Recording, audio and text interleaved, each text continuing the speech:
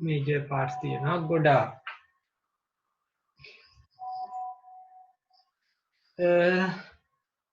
එතකොට සාමාන්‍යයෙන් අපි සලකන වාහනයක ප්‍රධාන කොටස් වශයෙන් අපිට සලකන්න පුළුවන් මොනවා? එන්ජින් එක අපිට එක ප්‍රධාන කොටසක් කියලා කියන්න පුළුවන්. හරිද? ट्रांसमिशन එක එක ප්‍රධාන ඔව් ගියර් බොක්ස් එක ट्रांसमिशन එක ප්‍රධාන කොටසක් කියලා කියන්න පුළුවන්. හරි? එතකොට ඔයගේ අපිට ප්‍රධාන කොටස් ගණනාවක් තියෙනවා. හරි? එතකොට මේ හැම කොටසක් ගැනම අපිට සිද්ධ වෙනවා වෙන වෙනම අවධානය යොමු කරන්න. හරිද? when we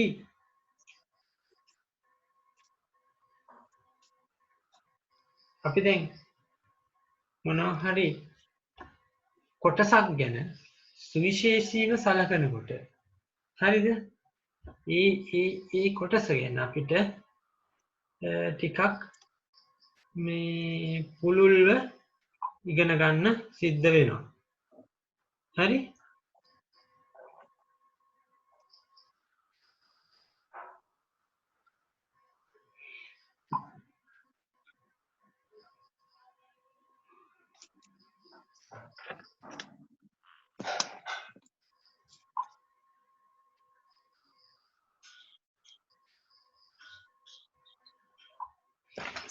හරි? ඒ කියන්නේ ටිකක් අපිට පුළුල්ව කතා කරන්න සිද්ධ වෙනවා. එතකොට වාහනයක එන්ජින් සිස්ටම් එක තරමටම ඉම්පෝර්ටන්ට් ට්‍රාන්ස්මිෂන් එක.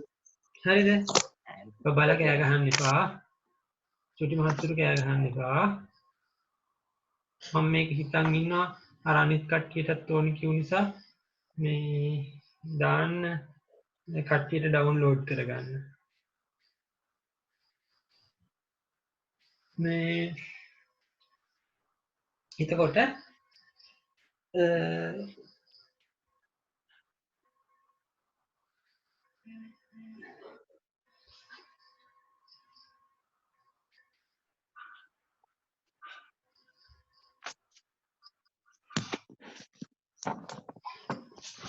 එතකොට දැන් අපි හිතන්නකෝ එන්ජින් එකේ කොච්චර පර්ෆෝමන්ස් තිබුණත් වැඩක් නැහැ ට්‍රාන්ස්මිෂන් එක හරියට නැත්තම්. හරි? ඒක සාමාන්‍යයෙන් හංගන්න දෙයක් නැහැ. ඕන කෙනෙකුට තේරෙනවා එන්ජින් එකේ කොච්චර පර්ෆෝමන්ස් තිබුණත් වැඩක් නැහැ සාමාන්‍යයෙන් ට්‍රාන්ස්මිෂන් එකක් නැත්තම්.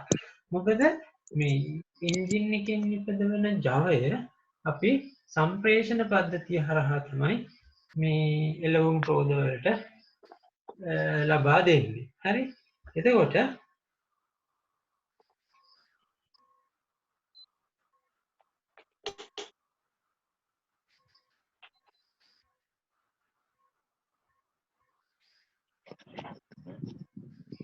එතකොට අපිට ගොඩාක් වෙලාවල් වලදී අපිට හොඳ පවර්ෆුල් ට්‍රාන්ස්මිෂන් එකක් ගැන කතා කරන්න වෙනවා. හරිද? එතකොට එන්ජින් සිස්ටම් එක තරමටම අපිට ට්‍රාන්ස්මිෂන් එක ඒ කියන්නේ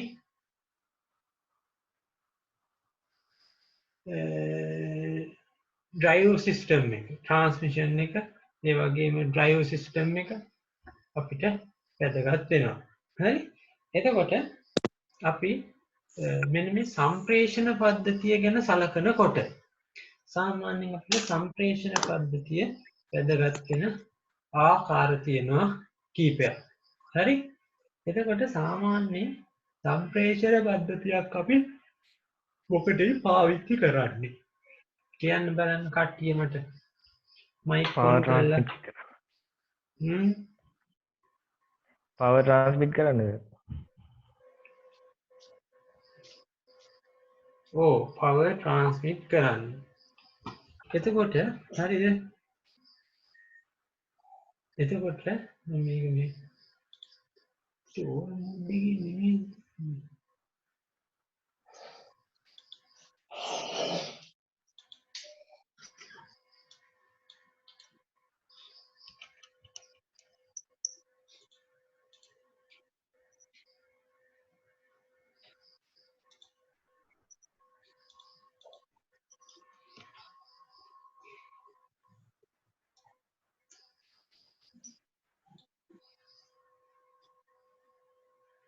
හරි එතකොට එන්ජින් එකේ නිකතල මොනවද බම් මේක ඉරියන් ඉන්නේ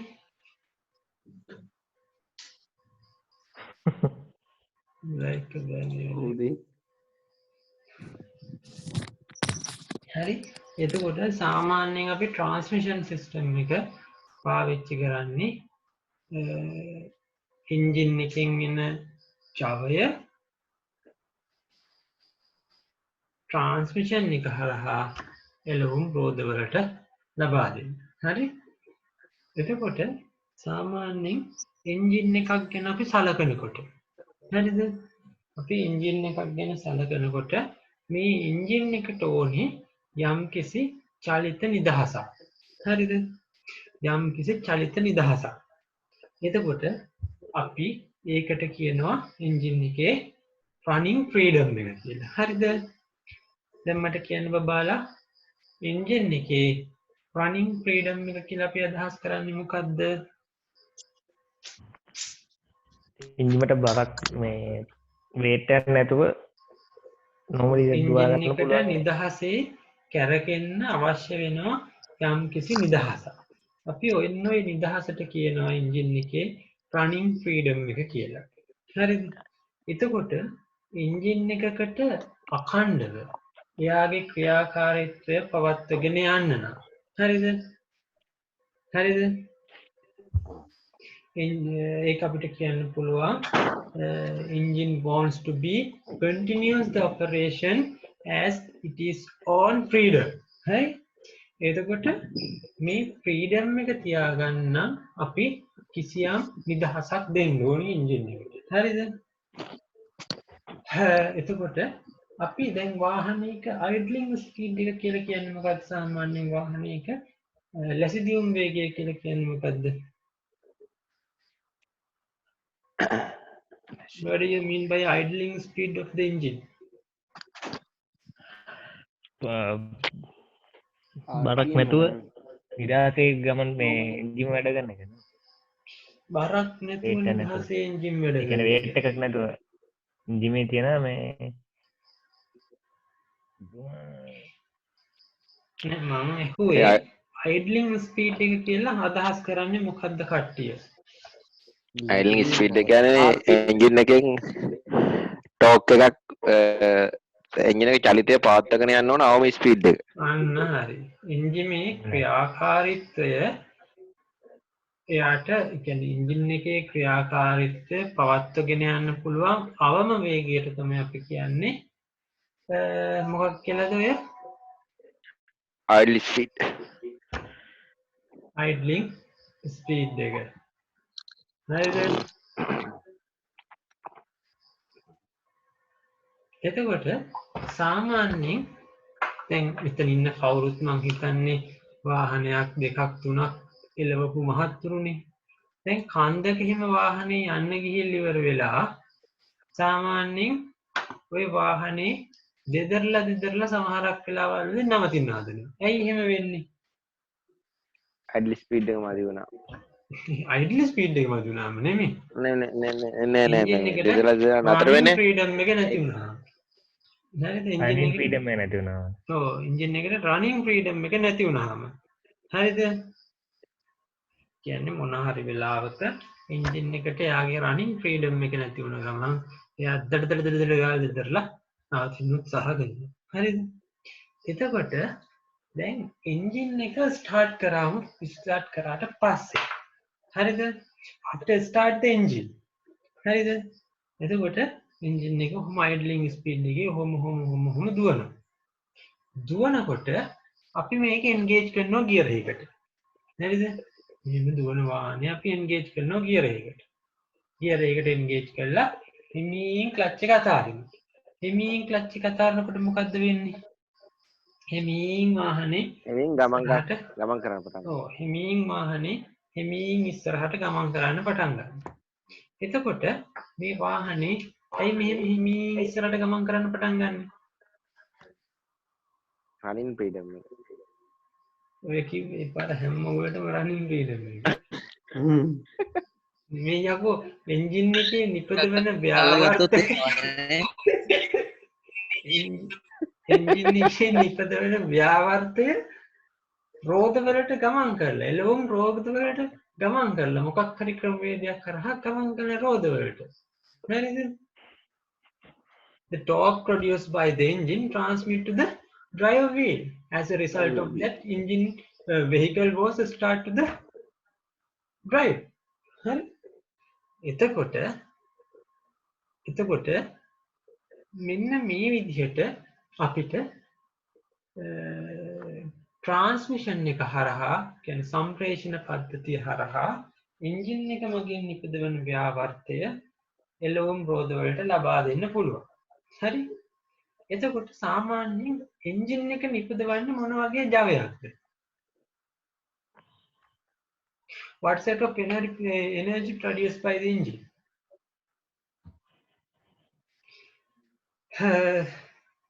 කියන බලන්න ඔබතුමාලගේ දැනීම හැටියට මොන වගේ ජවයක්ද එන්ජිම උත්පාදනය කරන්නේ? මොකද මට ඇහුන්නේ ඒ කියන්නේ සාමාන්‍යයෙන් එන්ජින් එක උත්පාදනය කරන්නේ මොන වගේ ජවයක්ද? චාලක ශක්තියක්. භ්‍රමණ චාලක ශක්තියක් නේ භ්‍රමණ චාලක. එහෙම නැත්නම් භ්‍රමණ ව්‍යාවර්තයක් ඇති කරන්න පුළුවන්. යම්කිසි ව්‍යාවර්තයක් ඇති කරන්න පුළුවන් එන්ජින් එකට. හරි? එතකොට අපි ව්‍යාවර්තයට තමයි කියන්නේ ටෝක් එක කියලා. එතකොට එන්ජින් එකෙන් නිපදවන ටෝක් එක වැඩි කරගන්න නම් අපිට මොකද්ද කරන්න පුළුවන්? RPM එක වැඩි කරන්න. අන්න හරි එන්ජින් එකේ RPM එක වැඩි කරන්න. එන්ජින් එකේ RPM එක වැඩි කරන්න නම් අපි මොකද්ද කරන්න ඕන? ඇස්ලේට් කරන්න. ඉන්ධන සහ වාතය ඇස්ලේට් කරන්න වැඩි කරන්න. ඇක්සලරේටර් එක පාගල හරි කරගෝල හරි කරන්නේ ඔය වගේ වැඩේ තමයි. එන්ජින් එකට ලැබෙන ඉන්ධන ප්‍රමාණය වැඩි කරනවා. හරි? එතකොට මෙහෙම ඉන්ධන ප්‍රමාණය වැඩි කරද්දි මොකද්ද වෙන්නේ? සිලින්ඩර් එක තුල සිද්ධ වෙන දහනය ප්‍රබල වෙලා වැඩි ජවයකින් පිස්ටන් එක පල්ලෙහාට තල්ලු කරලා වැඩි ජවයකින් කරකවනවා එන්ජින් එක. හරි? එතකොට මෙහෙම කරකවන එන්ජින් එක ඔය ජවය ගබඩා කරගන්නවා ටිකක් ජව රෝදේ. හරිද? එතකොට ඔව් ෆ්ලයි වීල් එක. ඊට පස්සේ අපි ෆ්ලයි වීල් එකට හයි කරලා තියෙනවා ක්ලච් එක. ක්ලච් ප්ලේට් එක මැදින් යනවා ගියර් බොක්ස් එකේ ඉන්පුට් ෂාෆ්ට් එක. ඒ ඉන්පුට් ෂාෆ්ට් එකට ගිහිල්ලා ගියර් බොක්ස් එකට ගිහිල්ලා ඒක යනවා මොකේද? කවුන්ටර් ෂාෆ්ට් එක. කවුන්ටර් ෂාෆ්ට් එකෙන් එනවා ගියර් බොක්ස් එකේ টপ ෂාෆ්ට් එකට. টপ ෂාෆ්ට් එකෙන් ප්‍රොපෙලර් ෂාෆ්ට් එක දිගේ යනවා ඩ්‍රයිව් වීල් වලට. හරි?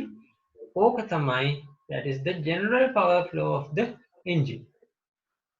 හරි? ඒක general power flow එක ඕක තමයි වාහනයක general power flow එක ඕක. එතකොට අපිට මේ වාහනේ ධාවනය කරන්න වෙන්නේ ඒකාකාරී තත්ත්වයට යටතේ නෙමෙයි. හරිද?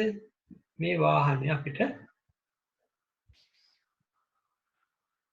විවිධ ධාවන තත්ත්ව යටතේ ධාවනය කරන්න සිද්ධ වෙනවා. එතකොට මේ අපේ ධාවන අවශ්‍යතාවයන්ට ගැලපෙන විදිහට එන්ජින් එකෙන් හම්බෙන ව්‍යාවර්තය වෙනස් කරලා එළවුම් රෝධ වලට දෙන්න සිද්ධ වෙනවා. එතකොට සමහරක් තැන්වල අපිට වේගෙන් යන්න ඕනේ. එතකොට අපි දානවා 3ට 4ට 5ට. අපිට කන්දක වගේ ලොකු ලෝඩ් එකක් කරන් යන්න ඕන. අපි දානවා 1ට 2ට. එතකොට වේගෙන් යනකොට මොකද්ද වෙන්නේ? සමස්තයක් විදිහට එන්ජින් එකේ ස්පීඩ් එක අඩුවෙන් තියෙනවා. රෝධ වේගයෙන් කරකිනවා. වාහනේ වේගයෙන් ඉස්සරහට. එතකොට පළවෙනි ගියර් එක දෙවෙනි ගියර් එක වගේ එකද මොකද්ද වෙන්නේ? එන්ජින් එක වේගයෙන් කරගෙන ටෝක් එක වැඩි. ඔව් ඒ වුණාට ටෝක් එක සාපේක්ෂව වැඩි. හරි?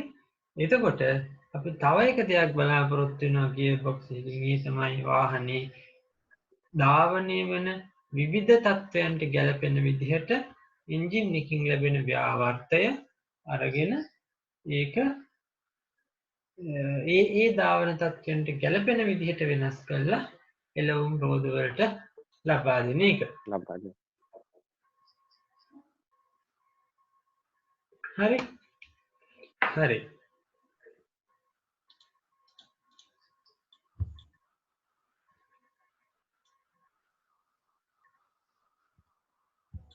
ඊට පස්සේ දැන් එන්ජින් එකෙන් ජවය නිෂ්පාදනය කරනවා.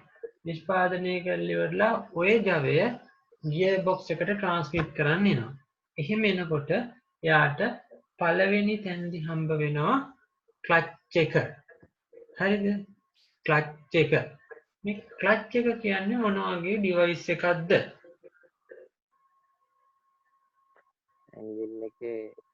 එන්ජින් එක ලෝඩ් එක රිලීස් කරගන්න යොදපු උපකරණයක්. එන්ජින් එක ලෝඩ් එක රිලීස් කරගන්න රිලීස් කරගන්නේ. එන්ජින් එකට යම්කිසි අවස්ථාවක අවශ්‍ය වුණොත් තමන්ගේ භාරයෙන් නිදහස් වෙන්න. හරිද? පාවිච්චි කරනවා නිදහස් කරන්න අවශ්‍ය වුණොත් අපි පාවිච්චි කරනවා ක්ලච් එක. හරිද? Clutch is used for the providing some of freedom for the engine. හරිද? එතකොට අපිට අවශ්‍ය අවස්ථාවේදී ක්ලච් එක හරහා එන්ජින් එකයි ගියර් බොක්ස් එකයි සම්බන්ධ කරන්න පුළුවන්. ඒ වගේම අනවශ්‍ය අවස්ථාවේදී ක්ලච් එකෙන් එන්ජින් එකයි ගියර් බොක්ස් එකයි දෙක ඇති කරගන්න. සෙපරේට් කරන්න පුළුවන්. හරිද? එතකොට මතක තියාගන්න ක්ලච් එක පිහිටලා තියෙන්නේ ට්‍රාන්ස්මිෂන් එකයි එන්ජින් එකයි අතරේ. හරිද?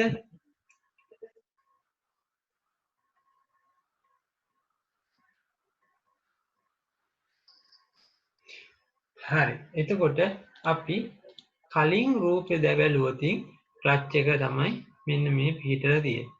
මෙතන තමයි ක්ලච් හවුසින් එක තියෙන්නේ. හරි? මේක තමයි ආකාර දෙකක පින්තූර දෙකක්. ඒක විතර හිතන්න එපා. හරි? එතකොට කොහොම හරි ක්ලච් එක ප්‍රධාන වශයෙන් අපිට වැදගත් වෙන්නේ එන්ජින් එකයි ගියර් බොක්ස් එකයි අතරේ සම්බන්ධතාවය අවශ්‍ය අවස්ථාවලදී ඇති කරන්න අනවශ්‍ය අවස්ථාවලදී වෙන් කරන්න. හරි?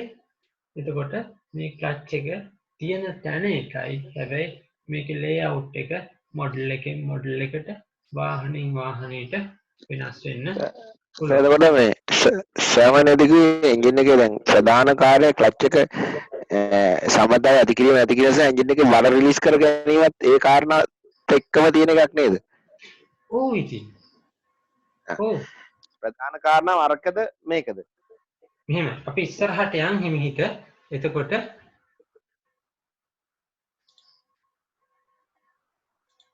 මේ ස්ලයිඩ් එක පේනවද? ඔව්. එතකොට ඔය ප්‍රශ්න ටික විසඳෙනවා. හරිද? ඇත්තටම උඹ ප්‍රශ්නය අහපන්කෝ. ඒ කියන්නේ මං දැන් එන්ජින් එක ක්ලච් එක ප්‍රධාන කාර්යය දැන් ප්‍රශ්නයක් අහන ඕනේ සර්. ප්‍රශ්නයක් ඇහුවට පස්සේ අපි ඉස්සර ඉඳලම ලිව්වේ එන්ජින් එකේ සම්බන්ධතාවය සහ ඇති කිරීම නැති කිරීම. ඔය බර රිලීස් කර ගැනීම කියන එක සර් තමයි කිව්වේ. දැන් එදා කිව්ව කාරණාව ප්‍රධාන කාරණාව බර ලෝඩ් එක රිලීස් කර ගැනීම කියන එක තමයි ප්‍රධාන කාරණාව. ඔව්. එතකොට එන්ජින් එක ගියර් බොක්ස් එකෙන් ඩිස්කනෙක්ට් වෙනවා කියන්නේ මොකක්ද නුවා? ලෝඩ් එක රිලීස් කර ගැනීම තමයි. ඔව්. ඔව් රිලීස් කර ගැනීම තමයි. ලෝඩ් එක රිලීස් වෙන එක. රිලීස් වෙන එක. ඔව්. හරිද? මොකද ඒක දෙකම එකයි ඉතින්. ඔව් දෙකම එකයි. වෙනස් වචන වලින් කිව්වෙ එච්චරයි. හරි? එතකොට මහානි ගැටලුවක් තියෙනවා ඒ වෙලාවෙම අහන්න හොඳේ. එතකොට සාමාන්‍යයෙන් එන්ජින් එක බාහිරින් නිදහස් කරගන්න අවශ්‍ය වෙන්නේ මොන වගේ වෙලාවල් වලදීද? එන්ජින් එකට ඒ මේ ලෝඩ් එක අල්ල ගන්න බැරුණම් දැන් තර්ඩ් එකේ අද ගන්න බැරුණම් රිලීස් කරලා සෙකන්ඩ් ගියර් එක සිලෙක්ට් කරගන්න ඕන. ගියර් එක චේන්ජ් කරගන්න ඕනේ වැඩිපුර. ඔව්. ඒ වගේම තමයි එන්ජින් එක පණ ගන්න අවශ්‍ය නැහමත් අපිට එන්ජින් එක යම්කිසි භාරයකින් නිදහස් කරගන්න වෙනවා. මොකද සාමාන්‍යයෙන් සමස්තයක් විදිහට ගත්තන් පස්සේ IC එන්ජින් එකක්, ඉන්ටර්නල් කම්බෂන් එන්ජින් එකක් ලෝඩ් එකක් එක්ක ස්ටාර්ට් කරන්න බෑ.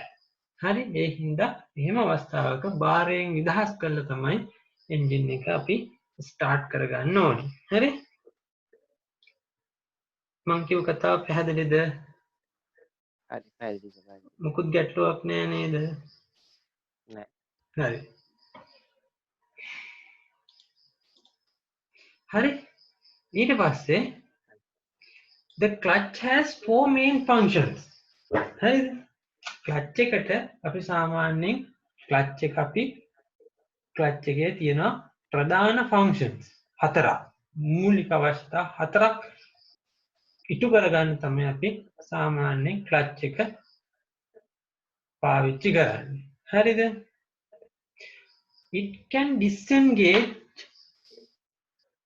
it can be disengaged.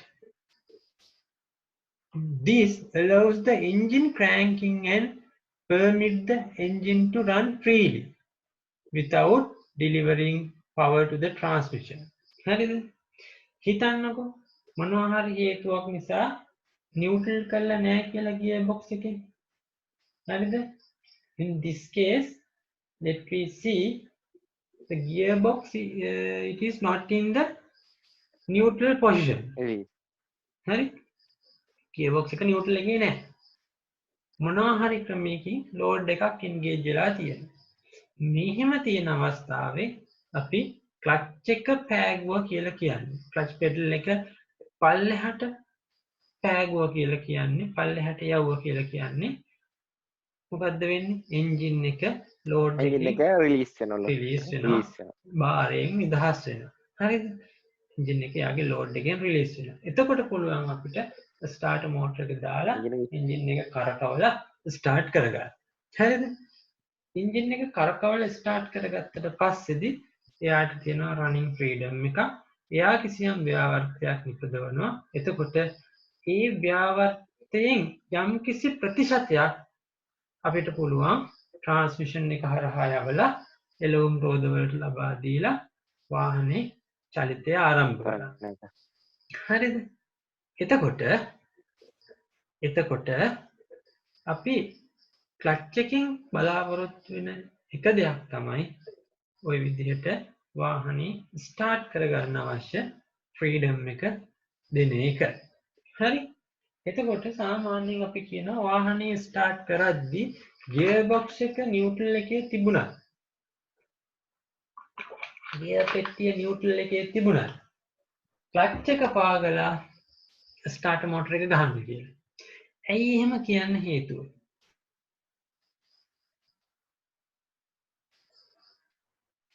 කියන්න බලන්න. සප්පේට් ගෙවිලා තියෙනවා. ඒ කියන්නේ නිව්ටල් එකේ තිබුණත් ක්ලච් එකත් එක්ක සමේ ගියර් බොක්ස් එකත් එක්ක සම්බන්ධ වෙනකොට පොඩි බලයක් තියෙනවනේ එන්ජින් එකේ. ඒක රිලීස් කරගන්න. ඔව්. ක්ලච් එක කියන්නේ ගියර් බොක්ස් එක නියුට්‍රල් එකේ තිබුණත් ක්ලච් එක ඕෆ් වෙලා තිබ්බොත් අනිවාර්යෙන් එන්ජින් එකේ ස්ටාර්ටර් මෝටර් එකෙන් කරකවනකොට ගියර් බොක්ස් එකේ টপ ෂාෆ්ට් එක කවුන්ටර් ෂාෆ්ට් එකත් එක්ක සම්බන්ධ වෙලා තියෙන අනෙක් ගියර් වීල් ටික ඔක්කොම කරකවෙන්න පටන් ගන්නවා. එහෙම කරකවෙන්න පටන් ගන්නකොට ඒකත් එන්ජින් එකට ඒකත් ස්ටාර්ටර් මෝටර් එකට අමතර බරක්. අන්න ඒ හින්දා ඒ බරෙන් අපි ස්ටාර්ටර් මෝටර් එක නිදහස් කරන්න සාමාන්‍යයෙන් කියන ක්ලච් එක පාගන්න කියලා. අපි සාමාන්‍යයෙන් ඇම්පියරේජ් එක චෙක් කරලා බැලුවොත් ක්ලච් එක පාගන් ඉඳිද්දි ක්‍රෑන්ක් කරනකොට ගන්න ඇම්පියරේජ් එක අඩුයි. ක්ලච් එක ඇතැරලා තියෙද්දි ක්‍රෑන්ක් කරනකොට ගන්න ඇම්පියරේජ් එක වැඩි. එතකොට ඒක ස්ටාර්ටර් මෝටර් එකේ ලයිෆ් ටයිම් එකට බැටරි එකේ ලයිෆ් ටයිම් එකට ගොඩාක් වැදගත් වෙනවා. හරිද? ඒ මම පැහැදිලි කරේ ගැන ගැටලුවක් තියෙද? නුවන් ගැටලුවක් තියෙද? මේ J7 නේ නුවන්නේ? Galaxy J7 නේ? ඔව් J7. ලැප් නෑ සර්. මේ ආනව මම අර වෙලාවේ ගණිතෙ මොක වැඩ කරේ නැත්තේ ෆෝන් එක. ඈ පුහන් දැන් ගත්තා ගන්නකොට ෆෝන් එක වැඩ කරේ ඔව් නැහැ. මේකද ඔව් මේ චතුරංගලෙම නැත්නම් මොකද දන්නේ? දැන් කවුද සර් එතකොට ඉන්නේ ලයින් එකේ අපේ දෙන්නයි ඉන්නේ නේ. කවුද අර මෙන්න මෙයා ඉන්නේ කවුද මේසු M3S යාතුයි ඈ ජේසන් ඩුව ඒක ඉන්න මේ කෝඩි අපේ එක්කෙන් එහෙම එහෙනම් නුවන් විතරයි. මං විතරයි සර් ඉන්නේ ඔව් නැත්නම් මොකක් හරි તો සද්දයක් අනිත් දාන්නේ. නෑ ප්‍රවීන් මොන හරි ඉන්නවනම් කියනවනේ අනිත් ඒක කවුද තුන අතර කවුද? ස්ටේස් ඈ අනිස් සර් ඉන්න කවුද එච්චර. අනිස් සර් වෙන ක්ලාස් එකක ළම වෙන සෙට් එකක් ඉන්නවද ඔව් අපේ මේ NVQ level 5 set එකේ ඉන්නවා. ආහා ෆස්ට් ඉයර්ස්ලා ඔව් first years ලා නෙවෙයි NVQ level 5 මේ second semester එකේ ගත්තා. සර් ඒ දෙගොල්ලන්ටම තියෙන එකමනේ පළවෙනි වෙච්ච එක. පළවෙනි batch එක. අපලයි වෙච්ච දිංචිවල් කිරි උතුරලා ගත්තේ අපි කිරිකුතුර වල ගත්ත batch එකනේ. ජීවිතය වල ගත්තා. හරි. ඒක අරගොන් මේක ලොග් වෙන්න බැරුණාද දැන් අර මිල්ලට එහෙම ඉතින් log in පුළුවන් වෙන්න ඉතින්. message එකක්වත් දෙන්නේ නැහැ කවුරුවත් මට. දාලා නෑනේ ඔව්. මගේ නම්බර එක තියෙනවනේ ඉතින් කට්ටිය ගාව. මොනවා හරි ගැටලුවක් නම් ෂණිකව කතා කරන්න පුළුවන්. කනෙක්ට් වෙන්න අමාරුම චරිතය මන් තමයි ඒක තමයි උඹ තමයි දවල් දවස් ඉඳලා කෝල් දුන්නේ. නෑ මං අර වරුවෙන් ආවා එහෙම. ඔව් මේ රට අරින එක නුවන් මොකෝ තත්ත්වය භයානකයිද? අනේ මන්ද සර් මොකක් වේද කියලා මේක ඉතින් කවුරු තීරණ ගත්තත් රට ගැන හිතලා ගන්න තීරණ ප්‍රශස්ත වෙනවා පෞද්ගලික වාසිය ගැන ගන්න හිතන තීරණ ප්‍රශස්ත වෙන්නේ නැහැ දිගු කාලීනව මේක ප්‍රශස්ත තමයි. නැහැ හරි. ඊට පස්සේ while disengage the clutch, it permits the drive shift to transmission into various gears. This allows the driver selected proper gear, first, second, third, fourth, fifth, reverse, or neutral, something like that. For for the operating conditions. හරි. එතකොට අපි සාමාන්‍යයෙන් වාහනේ drive කරගෙන යද්දී අපිට gear මාරු කරන්න ඕනේ. නේ? gear මාරු කරන්න ක්ලච් එක පා ගන්න වෙනවා ඔව්. ක්ලච් එක පා ගන්න වෙනවා එතකොට ඔය ගියර් මාරු කරන්න ඕන වෙන්නේ ඇයි? අර අපි මුලින් කිව්ව කතාව. ගියර් මාරු එන්ජින් එකෙන් ගියර් ලැබෙන මාරු කරන්න ව්‍යාවර්තය අපේ අර එක් ධාවන තත්ත්වයන්ට ගැලපෙන විදිහට වෙනස් කරලා අනිත් කන්ඩිෂන් එළවුම් රෝධවලට රෝද ලබා දෙන්න. මත හරි? එතකොට අපිට ඒ කන්ඩිෂන් වලදී ගියර් මාරු කරන්න සිද්ධ වෙනවා. එතකොට ගියර් එකකින් තව ගියර් එකකට මාරු වෙනවා කියලා කියන්නේ ව්‍යාවර්තයේ ඒ වගේම අඩු වැඩි වීම වේගයේ යම් කිසි වෙනසක් සිද්ධ RPM වෙනවා. එකේ සාමාන්‍යයෙන් ව්‍යාවර්තය වැඩි වෙනවා කියන්නේ ස්පීඩ් රිඩක්ෂන් එකක් තියෙනවා. හරිද? ව්‍යාවර්තය වැඩි කියන්නේ එන්ජින් ස්පීඩ් එක වැඩි වේගයේ යම් කිසි වැඩිවීමක් තියෙනවා කියලා කියන්නේ ව්‍යාවර්තයේ යම් කිසි අඩුවීමක් තියෙනවා. අඩුවීමක් හරි? එතකොට අපිට මොනවා හරි ගියර් එකකදී එන්ජින් එකට අවශ්‍ය රනින් ෆ්‍රීඩම් එක දෙන්න පුළුවන් නම් එන්ජින් එක නවතින්න බලන්නේ නැහැ. හරි? නෑ එතකොට පළවෙනි ගියර් එකට දාලා ඉවර දැන් වාහනේ නිශ්චලව තියෙන. අපි කවුරුත් දන්නවා සාමාන්‍යයෙන් නිශ්චලව තියෙන වාහනයක් චලනය කරව ගන්න යම් කිසි ආයාසයක් දරන්න සිද්ධ වෙනවා. හරිද? යම් කිසි ආයාසයක් දරන්න සිද්ධ වෙනවා. එතකොට ඒ ආයාසය ගොඩක් දුරට වැඩි. ඒ හින්දා මොකද්ද අපි කරන්නේ? ගියර් එක මාරු කරලා වැඩි ව්‍යාවර්තයක් ඇති කරලා ඒ ව්‍යාවර්තය දෙනවා රෝදවලට. ඒ කියන්නේ එන්ජින් එකෙන් එන ව්‍යාවර්තයෙන් පොඩි රෝදයක් කරකවලා ඒක ලොකු රෝදයකට සම්බන්ධ කරලා දෙනවා ඩ්‍රයිව් වීල්ස් වලට. එතකොට හිමීට වාහනේ ට්‍රැක්ෂන් ස්ටාර්ට් කරනවා. හරි? එතකොට සාමාන්‍යයෙන් ඇයි ගියර් වාහනේ යද්දි ගියර් මාරු කරන්න ක්ලච් එකක් ඕන වෙන්නේ? ඉතින් ටඩාස් කාලා ගහපුවම කඩලා යනෝනේ කියලා වීටි ඒ එන්ජින් එක කැරගෙන අතර සම්බන්ධතාවය යුනිට් දෙක අතර සම්බන්ධතාවය නැති කරන්න ඕනේ. එතකොට අර මේන් ෂාෆ්ට් එකෙන් එන ෆෝස් එක එක දිගටම අරකට සම්බන්ධ වුණා. ඒක නැති වුණාට පස්සේ ගියර් වීල් එක ටිකක් වැදිලා ගැලවෙන්නත් අපහසුයි දාන්නත් අපහසුයි කඩලා යනවා. ඔව් එතකොට වීල් අතර සාමාන්‍යයෙන් සමපාතයක් නැහැනේ. සමපාතයක් නැහැ වීල් එක වීල් එකකින් මාරු කරනකොට අනිත් වීල් එකකට දානකොට ඒ වීල් අතර දැති වල කැරකුම් වල සමපාතතා තියෙනවනේ. ඒවා අසන්තුලිතතාවයක් ඇති වෙනවා. ඒ කියන්නේ එකක් නවත්තලා අනිත් එකට මාරු කරන්න ඕනේ. නැත්නම් එක දෙක කියන්නේ වට තුනට දෙකක් කරගෙන එක එකට එකක් කරගෙන එක දෙක එකට සම්බන්ධ වුණාම හැඹරෙනෝනේ සර්. ඔව් මෙහෙමයි. හරිද? එතකොට අපි සාමාන්‍යයෙන් ගියර් එකකින් ගියර් එකකට මාරු කරනවා කියලා කියන්නේ යම්කිසි ව්‍යාවර්තයේ වේගයේ වෙනසක් ඇති කරනවා. හරිද? එතකොට මොනවා හරි දෙකක් එකට සම්බන්ධ කරන්න නම් ඒ සම්බන්ධ කරන දෙන්නගේ වේග ආසන්න වශයෙන් සමාන වෙන්න ඕනේ. හරි? සමාන වෙනවා. වේග ආසන්න වශයෙන් සමාන වෙන්න ඕනේ. සමාන. දැන් අපි පළවෙනි ගියර් එකට දාලා යන්න පටන් ගන්නවා. ටිකක් එන්ජින් එක රේස් කරලා යම්කිසි වේගයකට වාහනය ආවට පස්සේ මේ ක්ලච් එක පාගලා දෙවෙනි ගියර් එකට දානවා.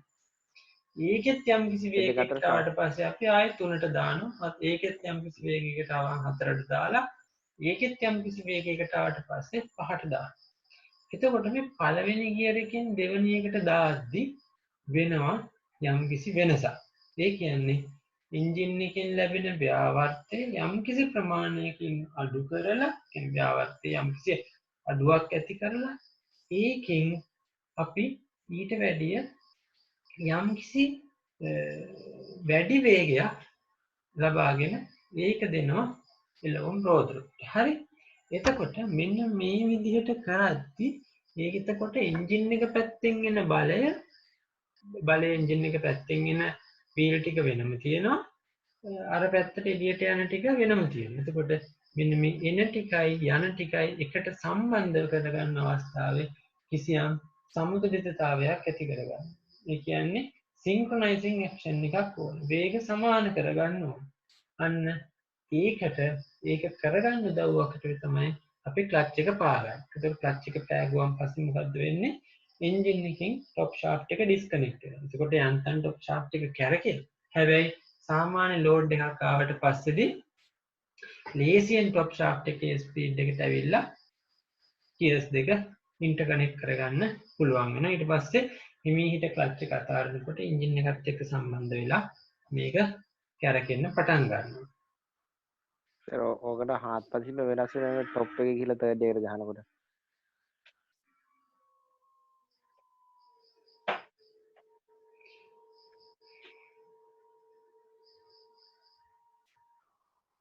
හරි? එතකොට ඕක තමයි අපේ දෙවෙනි කාරණේ වෙන්නේ. එතකොට තුන්වෙනි කාරණේ. හරි? අපි ක්ලච් එක ස්මූත්ලි එන්ගේජ් කරනවා. ක්ලච් එක එන්ගේජ් කරනකොට මොකද්ද වෙන්නේ?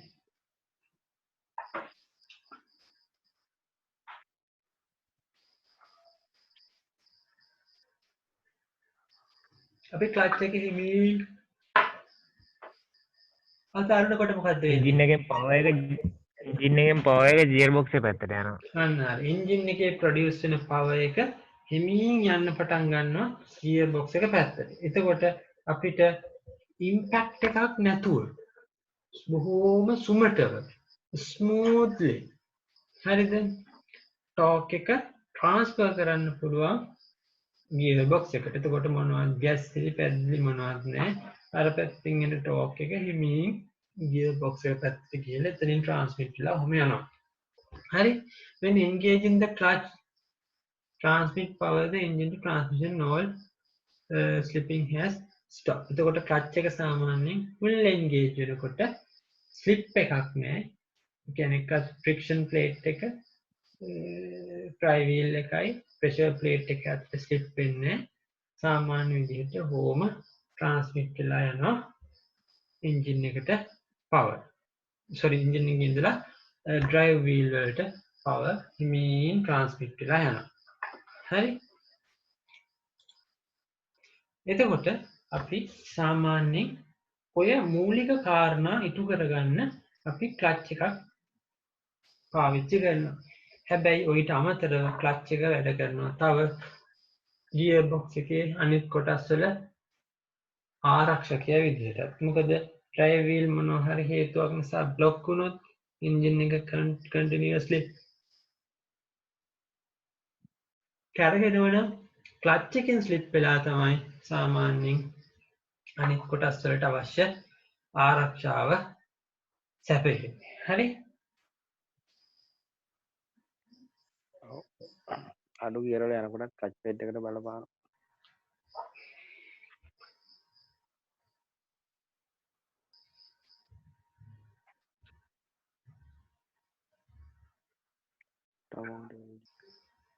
හරි?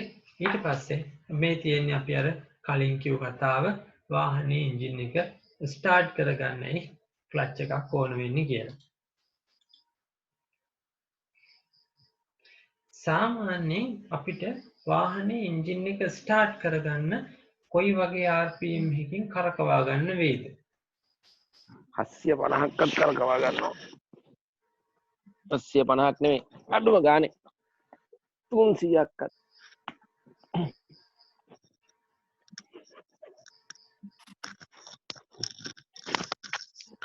ඒක ඉතින් ඒ වාහනෙන් වහනට වෙනස් වෙනත් බලපානවනේ පුදුම. ඔව් සාමාන්‍යයෙන් වාහනේ එන්ජින් එකේ ක්‍රියාකාරීත්වය අඛණ්ඩව පවත්වාගෙන යන්න පුළුවන් ස්පීඩ් එකනේ අපි කිව්වේ අයිඩ්ලිං ස්පීඩ් එක කියලා. හරිද? සාමාන්‍යයෙන් අයිඩ්ලිං ස්පීඩ් එක මිනිත්තුකට වට 750ක් වෙන වාහනයක් අඩුතරම ස්ටාර්ට් වෙන්න නම් මිනිත්තුකට වට 200ක වේගයකින්වත් 200ක් 300ක්. ඔකස පෙට්‍රල් ඩීසල් අතරත් වෙනසක් තියෙනවානේ. හරිද? ඔය සුළු වශයෙන් යම් කිසි වෙනසක් වෙන්න පුළුවන්. ඩීසල් එකේ වට ගන්න පොඩ්ඩක් වැඩිද? එතකොට අපි එතෙන්දිත් කරන්නේ ක්ලච් එක පාගලා එන්ජින් එකයි ගියර් බොක්ස් එකේ අතර තියෙන සම්බන්ධය කඩලා වැඩේට බහින එක. හරි? එතකොට අපි දැන් බලන්න ඕනේ මේ ක්ලච් එක කියන එක කොයි වගේ කන්ස්ට්‍රක්ෂන් එකක් තියෙන එකක්ද කියලා. හරි?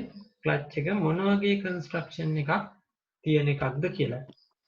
එතකොට සාමාන්‍යයෙන් අපිට අවශ්‍ය වෙලාවේදී එන්ජින් එකයි ගියර් බොක්ස් එකයි අතර තියෙන සම්බන්ධය ඇති කරන්න, අනවශ්‍ය වෙලාවේදී සම්බන්ධය නැති කරලා දාන්න. ඒ වගේම අපිට තව මොකද්ද? එන්ජින් එක ස්ටාර්ට් කරගන්න ඔය වගේ දේවල් වලට මේ ක්ලච් එක වැදගත් වෙනවා. එතකොට දැන් අපි ක්ලච් එකක් වෙන්න ඕන දේ දන්නවා. මේ දේ කරගන්න නම් ක්ලච් එකක් කොයි විදිහටද හදලා තියෙන්නේ කියන එක ගැන අපිට යම්කිසි අවබෝධයක් තියෙන්න ඕනේ. හරි? සාමාන්‍යයෙන් ඒකට තමයි අපි ක්ලච් එක කන්ස්ට්‍රක්ෂන් එක කියලා කියන්නේ. හරි? එතකොට මේ ක්ලච් කන්ස්ට්‍රක්ෂන් එක ගැන හිතද්දී ක්ලච් කන්ස්ට්‍රක්ෂන් එක ගැන හිතද්දී අපිට සලකන්න ඕනි පැති කීපයක් තියෙනවා. ඒ කියන්නේ විවිධ යාන්ත්‍රණයන් පාවිච්චි කරලා අපි ඔය කිව්ව අවශ්‍යතාවය ඉටු කරගන්න පුළුවන් වෙන විදිහේ යාන්ත්‍රික සැකැස්මක් ඇති කරලා තියෙනවා ඔය ක්ලච් එක කියන එකේ පිටිපස්සේ. කියන්නේ ක්ලච් එක කියන ඩිවයිස් එක ක්‍රියාත්මක කරවන්න ඔය අපේ අවශ්‍යතා පූර්ණය කරන විදිහේ යම් කිසි සැකැස්මක් තියෙනවා. ඒ ප්‍රධාන වර්ග දෙකක් තියෙනවා. එකක් තමයි මේ කොයිල් ස්ප්‍රින්ග් ක්ලච් කියන මොඩල් එක. අනිත් එක තමයි ඩයෆ්‍රම් ක්ලච් කියන මොඩල් එක. හරි? අපිට ඔය දෙක ගැනම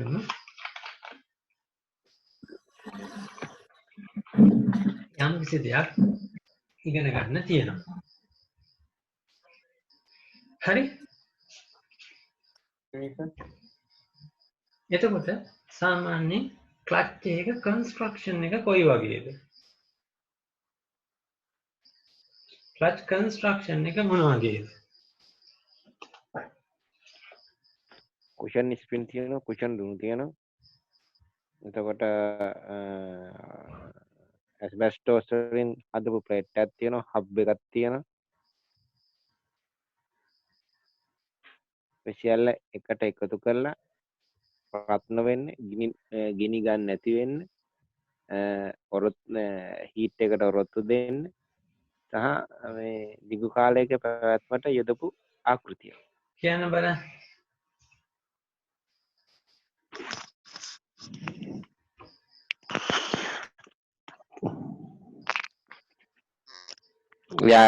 යකඩ වෙන්නත් බෑ.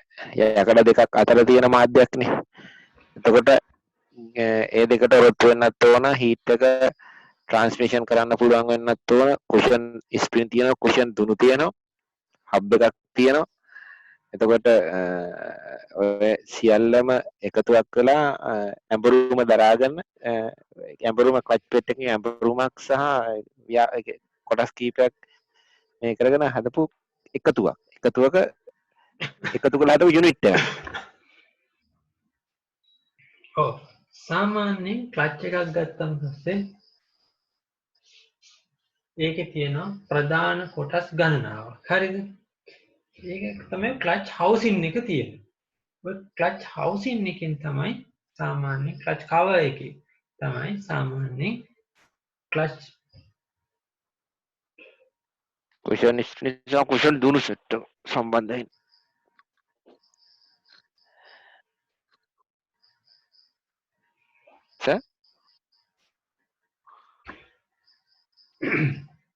එතකොට ඔය ක්ලච් කවර් එකෙන් තමයි ක්ලච් ප්ලේට් එකයි ස්ප්‍රින්ග් ටිකයි ඔය ටික ඔක්කොම සම්බන්ධ වෙන්නේ ෆ්ලයි වීල් එකත් එක්ක. හරි. එතකොට සාමාන්‍යයෙන් ක්ලච් එක අපි ක්ලච් පෙඩල් එක යටට පාගනකොට මොකද්ද වෙන්නේ? ප්‍රෙෂර් ප්ලේට් එක පිටිපස්සට ගිහිල්ලා ක්ලච් එක එන්ජින් ක්ලච් ප්ලේට් එක රිලීස් වෙනවා, නිදහස් වෙනවා. ක්ලච් එන්ජින් එක ක්ලච් ප්ලේට් එකකට සම්බන්ධ වෙලා තියෙන එක ඈත් වෙනවා. ඔව් ක්ලච් ප්ලේට් එක නිදහස් වෙනවා. ඔව් ඒ කියන්නේ එතකොට දැන් ක්ලච් ප්ලේට් එක ඇත්තටම තියෙන ෆ්‍රික්ෂන් ප්ලේට් එක තියෙන ෆ්ලයි වීල් එකයි ප්‍රෙෂර් ප්ලේට් එකේ අතරේ තද වෙනවා. එතකොට ක්ලච් එක පාගනකොට මොකද්ද වෙන්නේ? ප්‍රෙෂර් ප්ලේට් එක හිමීට පස්සට ගිහිල්ලා ක්ලච් ප්ලේට් එක ෆ්ලයි වීල් එකයි ප්‍රෙෂර් ප්ලේට් එක අතරේ නිදහස් වෙනවා. ඔන්න ඔය අවස්ථාවට කියනවා අපි ක්ලච් එක ඩිස්එන්ගේජ් වෙලා කියලා. හරිද? ක්ලච් එක ඩිස්එන්ගේජ් වෙලා කියලා. හරිද? එතකොට ක්ලච් එක ඩිස්එන්ගේජ් වුණාට පස්සේ එන්ජින් එකෙන් එන ටෝක් එක ක්ලච් එක ටු ට්‍රාන්ස්මිෂන් එකට යන්නේ නැත. හරි? එතකොට පෙඩල් එකෙන් හිමීට කකුල ගන්නකොට මේ තියෙන ස්ප්‍රින්ග් වලින් මේ ප්‍රෙෂර් ප්ලේට් එක ෆ්ලයි වීල් එක පැත්තට ගමන් කරලා ෆ්‍රික්ෂන් ප්ලේට් එක ෆ්ලයි වීල් එකයි ප්‍රෙෂර් ප්ලේට් එකයි අතරේ හිර කර ගන්නවා. හරිද? එතකොට ඔන්න ඔය අවස්ථාවට කියනවා අපි ක්ලච් එක එන්ගේජ් වෙලා කියලා. එතකොට ක්ලච් එකේ ඒ කියන්නේ ක්ලච් එකේ තියෙන ප්‍රධාන අවස්ථා දෙකක් full engage වෙච්ච එකයි fully disengage වෙච්ච එකයි. හරි?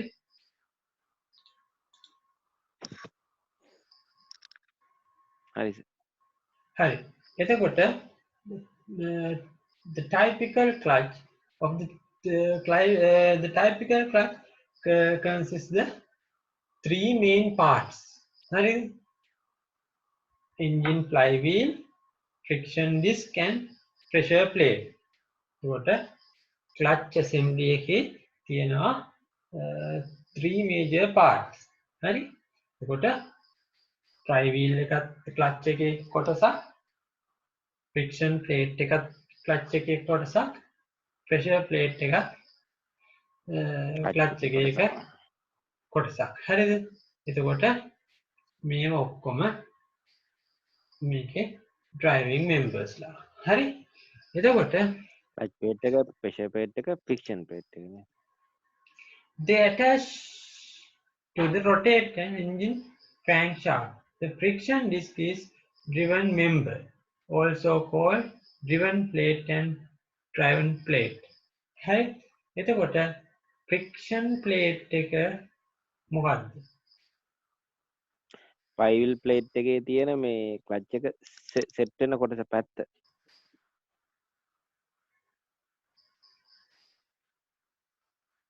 වෙන උත්තර තියනවද? ඔය ක්ලච් ඇසෙම්බලි එක ඔක්කොම මේ අර ෆ්ලයි වීල් එකට මේ කරගන්න සෙට් කරගන්න තියෙන මේ ෆ්‍රික්ෂන් ප්ලේට් එක කියන්නේ.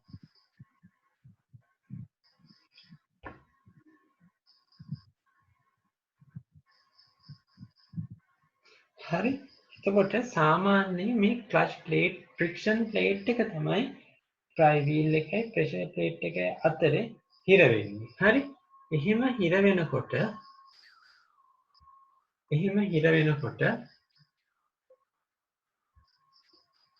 ක්ලච් ප්ලේට් එක තමයි හිමින් ප්‍රෙෂර් ප්ලේට් එක කරකවන්න පටන් ගන්න. ඒ හින්දා අපි ෆ්‍රික්ෂන් ප්ලේට් එකට කියනවා ඩ්‍රයිව් ප්ලේට් එක, ප්‍රෙෂර් ප්ලේට් එකට කියනවා ඩ්‍රිවන් ප්ලේට් එක කියලා. හරි. එතකොට මේ ෆ්‍රික්ෂන් ප්ලේට් එක කියන්නේ ක්ලච් ප්ලේට් එක වදින ප්‍රමාණ සීමාව විතරයි නේද? ඒ සම්පූර්ණයෙන් ෆ්‍රික්ෂන් ප්ලේට් එක කියලා කියන්නේ හිමයි.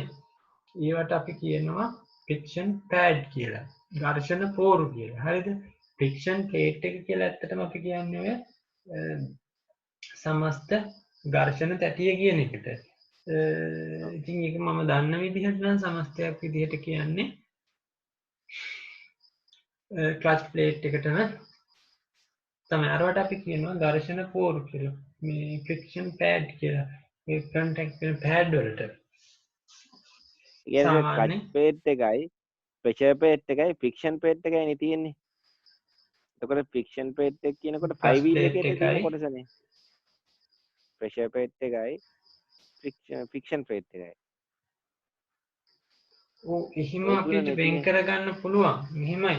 එහෙම ගත්තොත් දැන් ක්ලච් ප්ලේට් එකේ තියෙනවා ඩ්‍රයිවර් ප්ලේට් එකයි ඩ්‍රිවන් ප්ලේට් එකයි කියලා දෙකක්.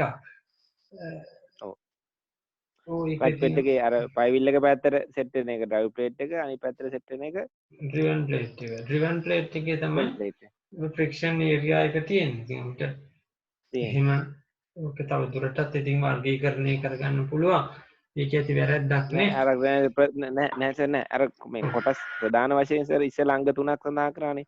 එක තමයි ක්ලච් ප්ලේට් එක, ප්‍රෙෂර් ප්ලේට් එක, මේ ෆ්‍රික්ෂන් ප්ලේට් එක. ඔව්. ඒ තුනත් එක බැලුවේ දැන්. අපි සාමාන්‍ය ප්‍රශ්නවල උත්තර ලියනවනම් ඕක විතරයිනේ එතනින් එහාට තියෙනවා අර අහුවොත් ඔය වගේ තුනක් නේ ලියන්නේ. ඔව්.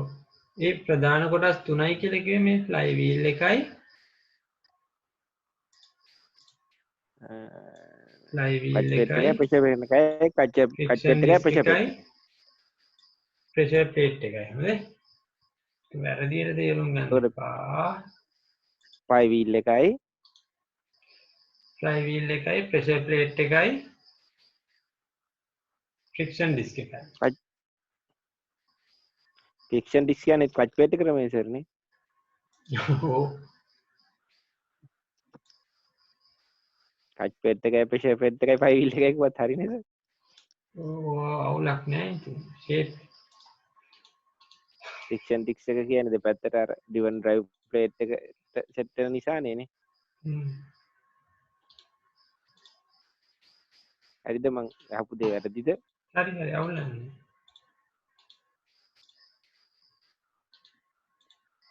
අපිට සාමාන්‍ය දේ භාවිතා කරන වචන වලට වැඩි සර් දැන් පොඩ්ඩක් ඒක අර වෙනස් වචන එහෙම තියෙන එක හිතන්න එපා. ඔව් ඒකයි මම පොඩ්ඩක් නිවැරදි කරගන්න හැබැයි මොකද ඔක පොඩ්ඩක් වැදගත් වෙනවනේ. හරි ඒක වැඩිදුර දැනගන්න එක අපිට වැදගත්. හරි ඊට පස්සේ නුවන් මේ ප්‍රෙෂර් ප්ලේට් එක ක්ලච් ප්ලේට් එක දිහාවට එහෙම නැත්නම් ෆ්ලයි වීල් එක දිහාවට තල්ලු කරගෙන ඉන්න දුනු තියෙනවා. හරිද? මේවට අපි කියනවා මොනවා කියලාද?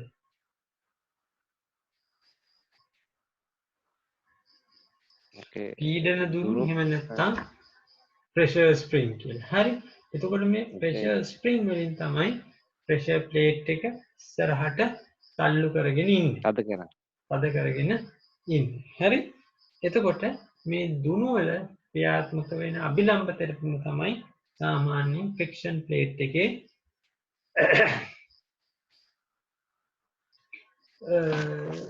ෆ්‍රික්ෂන් ප්ලේට් එක ෆ්ලයි වීල් එකට තියලා තද කරගන්න. හරි?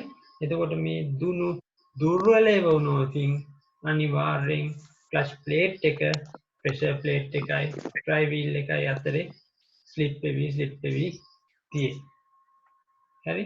ඒ හින්දා නිවැරදි ඝර්ෂණයක් ඇති කරන්න නම් මේක අපිට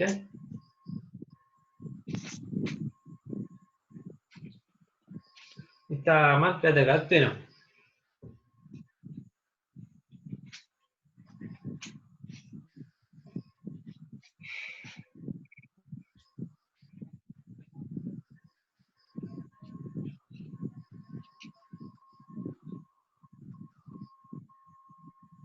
හරි?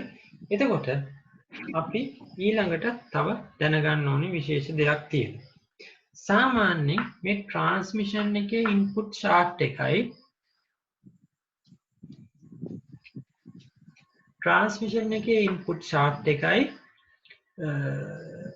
එන්ජින් එකේ ක්‍රෑන්ක් ෂාෆ්ට් එකයි දෙකම තියෙන්නේ එකම සෙන්ටර් ලයින් එකේ. හරිද?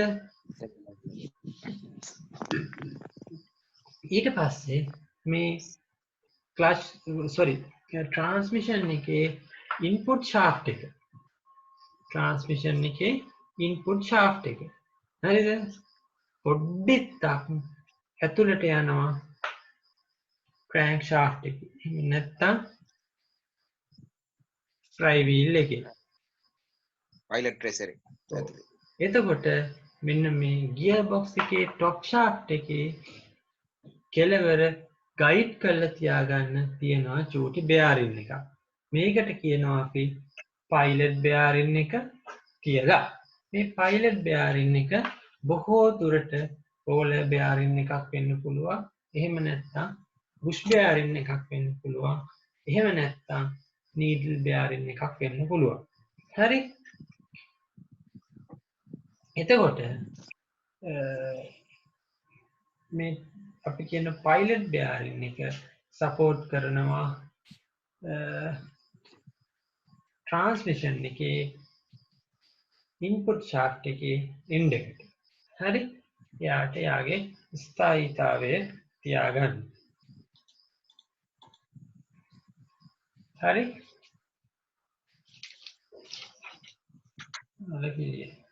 ලයිට් ගියා.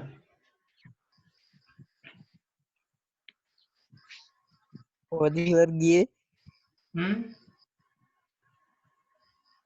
ලයිට් කොහෙද ගියේ? ඒ ගියාද දන්නේ නැහැ. කෙනෙක් නැද්ද? බලමු පොඩ්ඩක්. හරි? එතකොට එතකොට මිදින ට්‍රාන්ස්ෆෝමරෙන් තියෙන්නේ ඉතින් මේ ගල් පොත්තයකින් තියෙන දවාලෙත් ඒකේ මොකද්ද වෙලා ඊට පස්සේ අර බොම්බ ගායක හැදුවා කට්ටිය. කොසත් කරන ඔය ඉලෙක්ට්‍රික් බෝඩ් එකේ තංගල්ලද අඟුරු කොළද? අඟුරු කොලේ කිව්වට මේ මිත්තිනේ තියෙනවා බ්‍රාන්ච් එකක්. එකෙන් එනවා මේ ඒක. බ්‍රාන්ච් එකක් තියෙනවා. ඒ කියන්නේ සර් අර ලයිට් බිලේ තියෙන්නේ නේ නම්බර් එකේ හෙඩ් ක්වාටර්ස් එක 119 ගැහුවා කියන්න බලන්න. අයියේ. ඒක වදින්නේ කොළඹට. ඊට පස්සේ මේගොල්ලෝ පැය 6ක් ඇතුළත රිපෝට් එක දෙන්න. එතකොට ඉක්මනට සපෝට් කරනවා. ටක් ගාලා වැඩේ කරනවා ඊට පස්සේ. දාලා වැඩේ කරනවා. මේගොල්ලන්ට කතා කරා මුස්සන් නැත්තම් කොළඹ නම්බරයට කිව්වන් හරි. එතකොට වැඩේ කරගෙන යාලට කිව්වත් හරියද? ඔව්. මේගොල්ලෝ නැට්ට කඩාගෙන පවුනේ උනුත් පොඩ්ඩක් නිදාගන්න එක. අපිට ලයිට් නැහැ නේද? අපි බිල් ගෙවනවා. හරි? අහන්නකෝ. ඊට පස්සේ අපිට මේ ක්ලච් එකේ පොඩ්ඩක් ඔපරේෂන් එක ගැන කතා කරන්න තියෙනවා. හරි? මේ ක්ලච් එකේ ඔපරේෂන් එක ගැන කතා කරද්දී අපිට වැදගත් වෙන වැදගත් හේතු කාරණා කීපයක් තියෙනවා. අපි එකින් එක ඒ කරුණු ගැන ඉස්සරහට කතා කරගෙන යනවා ලයිට් එනකම්. හරි?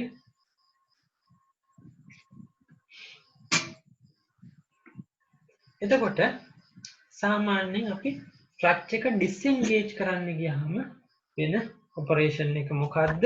ආයේ ක්ලච් එක එන්ගේජ් කරන්න ගියාම වෙන ඔපරේෂන් එක මොකද්ද කියන එක තමයි ක්ලච් එකේ ඔපරේෂන් ප්‍රින්සිපල් එක. හරි ඔපරේෂන් මෙතඩ් එක. සාමාන්‍යයෙන් අපි ක්ලච් එක ඩිස්එන්ගේජ් කරන්න මොකද්ද කරන්නේ? ක්ලච් එක පාගනවා. එහෙම ක්ලච් එක පාගනකොට මොකද්ද කරන්නේ? අර ක්ලච් ෆෝක් එක කියලා එකක් තියෙනවනේ නේ.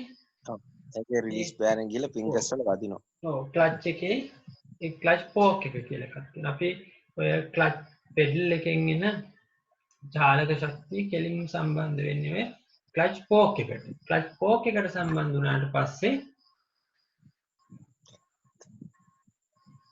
මොකද්ද වෙන්නේ?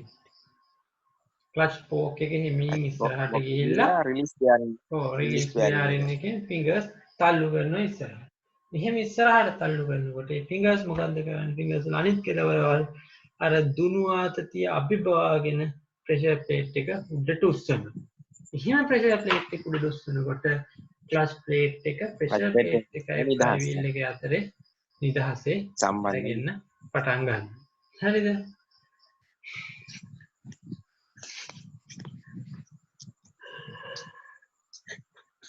එතකොට නිදහසේ කැරගෙන යන පටන් ගන්නවා. එතකොට අපි ආයේ ක්ලච් එකෙන් කකුල ගන්නකොට මොකද වෙන්නේ? අර අද්දි සම්පීඩිත හැකියාවක් තියෙන දුනු වලින් හිමි ප්‍රෙෂර් ප්ලේට් එක ඉස්සරහට තල්ලු කරලා ඒක ෆ්ලයිවීල් එකට ෂීට් වෙන්න ඉවර වෙලා හිමි කැරකෙන්න පටන් ගන්නවා. හරි? එතකොට ඕක තමයි සාමාන්‍ය ක්ලච් එක ක්‍රියාකාරීත්වය.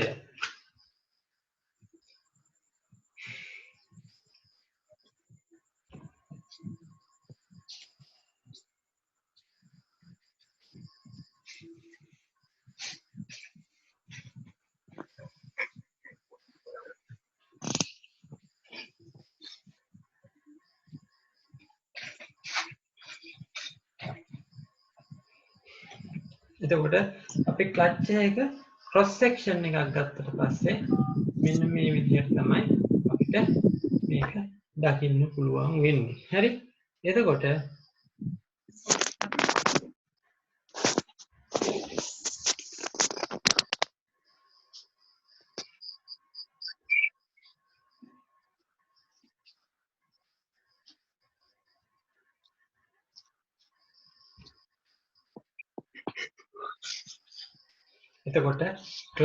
ක්ලච් ඇසෙම්බලි එක තියෙන සිටුේෂන් එක අපිට ගොඩක් වැදගත් වෙනවා මේ ක්ලච් එක නිසි පරිදි ක්‍රියා කරව ගන්න.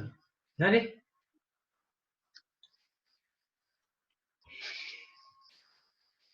මේක හරියන්නේ නැහැ වගේ. කවන්නස අවුල් නම් හෙට කරමු. හෙට කීයට? මේ ටයිම් එක ලේසියිනේ. අපිට හෙට විතර පටන් ගමුද එහෙනම්? 8ට ඈ පැරි 8ට නෙවෙයි 9 හොඳයි සර්. රැයට හොඳයි නේද? රෑට හොඳයි. අවුල හොඳයි. 8 හොඳයි 8ට කරමු. 8ට කරමු. තා බැටරි පොඩ්ඩයි තියෙන්නේ. මේක එන පාටක් නැහැ. එහෙම වුණත් මේක දැන් ඕෆ් වෙයි. එහෙනම් good night sir අපි තියන්න. හරි. එහෙනම් හෙට හම්බ වෙමු. මම මේල් එක දාන්නම්. හොඳේ. හරි සර්. හරි නම් ඉච්චරයි. හරි සර්.